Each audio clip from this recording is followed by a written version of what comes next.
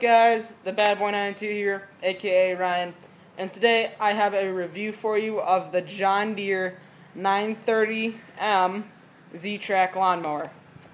So here's the lawnmower, John Deere, as it says right there, John Deere.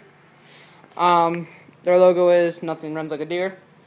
Now, we got the 930M because the 915B is what we were originally looking at, but it did not have these rear casting wheels, or anti-scalping wheels. I'm sorry. And the reason why we wanted the rear anti-scalping wheels is because we live semi on a hill. Now, the 915B does not come with rear anti-scalping wheels, but you can get a kit to put them on. But here's the problem with that: you have to drill straight into your deck, and once you break that powder coat, it's going to rust. It is pumping a 25 horsepower Kawasaki engine. Peak horsepower is 27. So, 930M. Let's go over some of the features. You have your deck lower and raise foot pedal, your parking brake, your instrument cluster, and your gas area.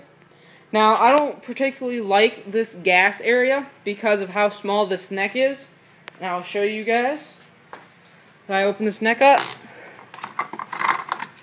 it's very small. Here's two of my fingers. They're about an inch. They barely fit. So, not a very good thing. There it went. So, let's get up on.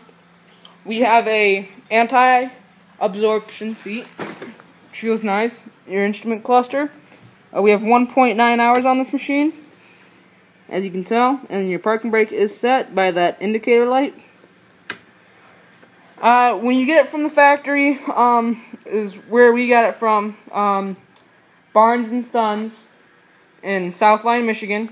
They will tell you to ramp your engine up to about half throttle, pull your choke, and start.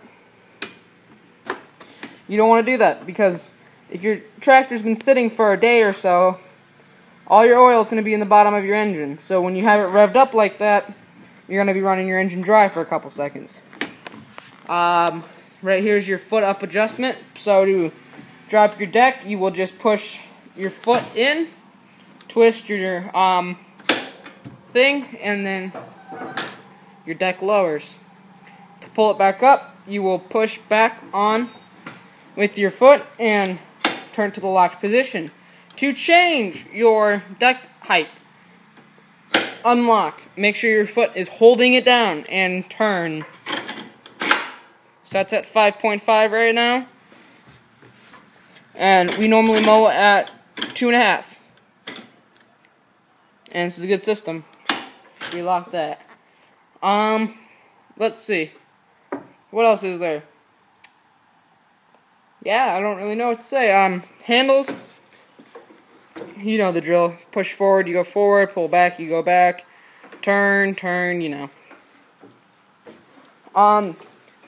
So there is a diagnosis panel, and the wrench will flash if something is wrong. Your oil temp, if it gets too high. Well, actually, this is a coolant, so that won't even do anything. Here's if your oil pressure gets low, and here's if you need to do something with your oil. Here's your diagnostics code, and I will show you guys that later. So to start this machine, your parking brake has to be up, and that is indicated right there by the parking symbol. So if I were to start this machine and say my parking brake's not on, which it's not, it's still going to show, it's not showing that I have a parking symbol, and when I go to start, something's wrong.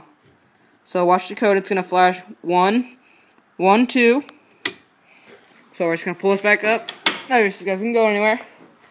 We're going to exit the machine. And we're going to take a look at this diagnostic panel once I flip up our seat. So I got to walk around this machine. Back here is our lever. And this thing's heavy. Oh my god, guys. I'm sorry I can't set you guys up somewhere. So I'm lifting up the bar. Wow, guys, this thing's heavy.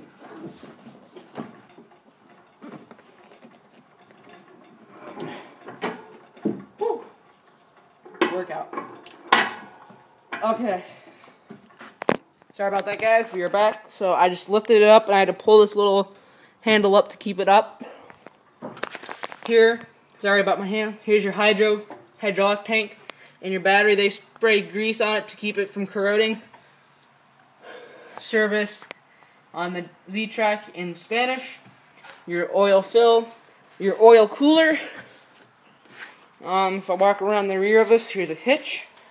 The rear bumper is a weight.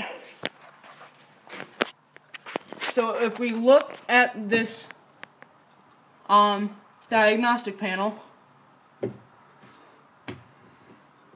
wow, this is